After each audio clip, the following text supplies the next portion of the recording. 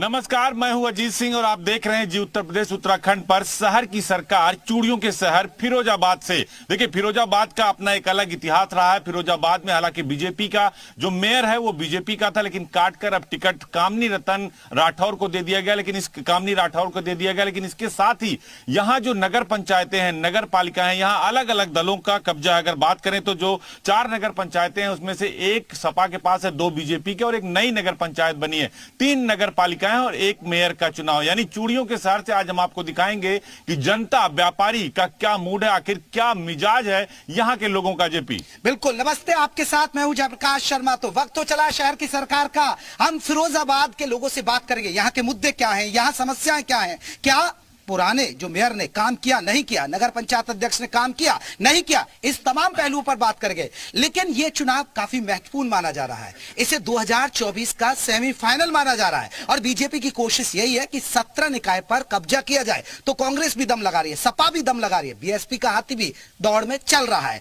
लेकिन किसमें कितना दम है, पहले आप रिपोर्ट देखिए, फिर फिरोजाबाद की जनता से हम करेंगे शहर की सरकार में बात।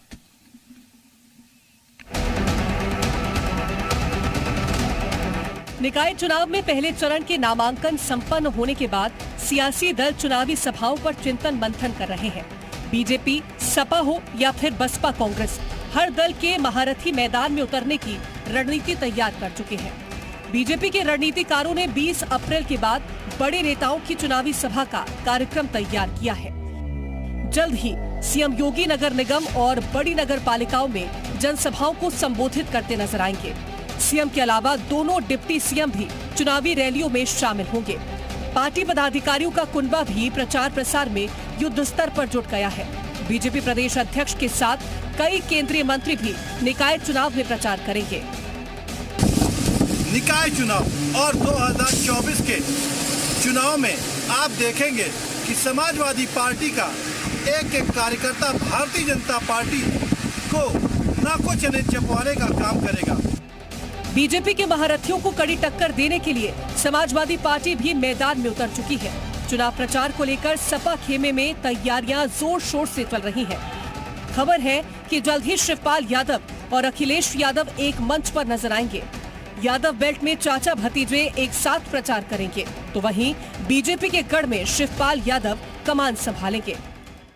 और 17 से 22 में जो सरकार चली, उस नाते उत्तर प्रदेश में पुनः भारतीय जनता पार्टी की जैसे विधानसभा में सरकार बनी, वैसे ही निकाय चुनाव में भी 17 में से 17 सीटें जीतकर पुनः भारतीय जनता पार्टी की सरकार बनने जा रही है। एक तरफ सपा और बीजेपी के दिग्गज आपको चुनावी रैलियों में दिखाई देंगे, तो दूसरी तरफ बीएसपी सुप्रीमो मायावती ने प्रचार अभियान से दूर रहने का निर्णय लिया है। मायावती किसी भी जिले में रैली नहीं करेंगी। प्रचार की जिम्मेदारी यूपी बीएसपी अध्यक्ष और कोऑर्डिनेटरों के कंधों पर रहेगी। हालांकि मायावती बीएसपी के चुनावी वॉर रूम में मॉनिटरिंग करेंगी। बहरहाल निकाय चुनाव में प्रचार प्रसार के लिए मुख्य सियासी दल कमर कस चुके हैं। 20 अप्रैल के बाद तमाम दिग्गज रैली, रोड शो के जरिए एक दूसरे पर वार पलटवार करते नजर आएंगे। ब्यूरो रिपोर्ट, जी मीडिया। देखिए, बिल्कुल चूड़ियों के शहर फिरोजाबाद में, और फिरोजाबाद का मिजाज क्या है। पहले पब्लिक देखिए, यहाँ बहुत सारी है। जोरदार एक बार ताली आप लोग बजा दीजिए। यहीं से शुरुआत करते हैं इस पूरे शो की, क्योंकि बहुत सारे मेहमान भी हमारे साथ जुड़े हैं। आखिर फिरोजाबाद का क्या माहौल है, सिकोहाबाद में क्या चल रहा है, यहाँ जितनी सीटें हैं कैसा माहौल और कौन पार्टी कितना दम लगा रही। पहले हम अपने मेहमानों का परिचय करा देते हैं। देखिए, हमारे साथ जो है समाजवादी पार्टी से जिला अध्यक्ष शिवराज सिंह जी हैं, वो हमारे साथ जुड़ गए हैं। कांग्रेस पार्टी के जो जिला अध्यक्ष है संदीप तिवारी जी, वो जुड़ गए हैं। बबीता चौहान बीजेपी से प्रभारी हैं, वो हमारे साथ जुड़ गए। और देखिए, कभी हमारे साथ बहुत सारे हैं, मंजुल मयंक से लेकर यशपाल बिसरू उपाध्याय, अनिल जो है बेधड़क, इसके साथ प्रशांत प्रिया चरण उपाध्याय, सभी लोग यहाँ पर मौजूद है। उनसे एक एक कर बात करें। लेकिन देखिए, बहुत लंबे समय बाद चाचा शिवपाल सिंह यादव और अखिलेश यादव एक साथ चुनाव प्रचार करते आपको दिखेंगे। तो बहुजन समाज पार्टी की मायावती वो प्रचार नहीं करेंगे, उन्होंने ऐलान कर दिया। कांग्रेस कहां पर खड़ी है, राहुल गांधी का क्या रुख है, प्रियंका गांधी उत्तर प्रदेश में कितना एक्टिव है। लेकिन सबसे पहला सवाल, क्या फिरोजाबाद में बीजेपी अपनी बादशाहत कायम रखी, क्योंकि यहां समाजवादी पार्टी बहुत जोर शोर से मुकाबले में है। तो पहला सवाल बीजेपी से, कहां देखती हैं अपने आप को, कितनी लड़ाई मानती हैं, और बीजेपी के सामने कांग्रेस और समाजवादी दोनों है। जी बिल्कुल, आपने सही कहा। हमारी लड़ाई किसी के साथ है ही नहीं, क्योंकि बीजेपी के सिवा दूसरी कोई चीज नहीं है। और स्पेशली अगर आप माने शिकोहाबाद के लिए अगर मैं कहना चाहूंगी कि शायद शिकोहाबाद की जनता का ही दुर्भाग्य रहा होगा कि जो यहाँ आज तक कभी बीजेपी अपने चेयरमैन नहीं बना पाई। मेरे शायद 95 में यहाँ कभी चेयरमैन रहे थे, तो फर्क नहीं पड़ता क्या है। मैं प्रसिद्ध कवि दुष्यंत जी की चार लाइनें हैं जो मैं बोलना चाहूंगी। हो गई है पीर पर्वत सी पिघलनी चाहिए, अब इस हिमालय से कोई गंगा निकलनी चाहिए, आग मेरे सीने में न सही तेरे सीने में लगनी चाहिए। तो मैं जनता से यही कहना चाहती हूँ कि बहुत दिन हो गए, बहुत इस नरकीय जिंदगी में मैंने खुद शिकोहाबाद की एक गलियां छानी है। मैं लगातार पिछले 3 महीनों से यहाँ काम कर रही हूँ और मैंने देखा है कि यहाँ की भारतीय जनता पार्टी केंद्र में सरकार, प्रदेश में सरकार, हर जगह हमारी सरकार है, उसके बावजूद भी आज विकास के नाम पे देखा सब जगह सीटों पर आप काबिज नहीं है। चाहे एक नगर पंचायत अलग से बन गई है, 4 नगर पंचायतें होंगे, नगर पालिका, उसमें भी कहीं ना कहीं समाजवादी पार्टी आपको टक्कर दे रही है। और देखिए आपने मेयर का टिकट काट दिया है, तो उसको कितना, यानी कहीं ना कहीं परफॉर्मेंस गड़बड़ रही होगी, इसीलिए मेयर का टिकट काटा गया। नहीं देख, ऐसा नहीं है। मेयर का टिकट परफॉर्मेंस की गलत होने से नहीं, जब टिकट कटते हैं तो किसी दूसरे को भी चांस दिया जाता है। ऐसा नहीं है कि किसी की परफॉर्मेंस गलत खराब रही या नहीं है, ये तो ऊपर संगठन का डिसीजन है। क्या लगता है आपको, ये जो कह रहे हैं वो ठीक कह रही है कि बीजेपी परफॉर्मेंस के आधार पर टिकट नहीं काटती? पहले तो मैं उनकी पहली बात का जवाब दे दूं।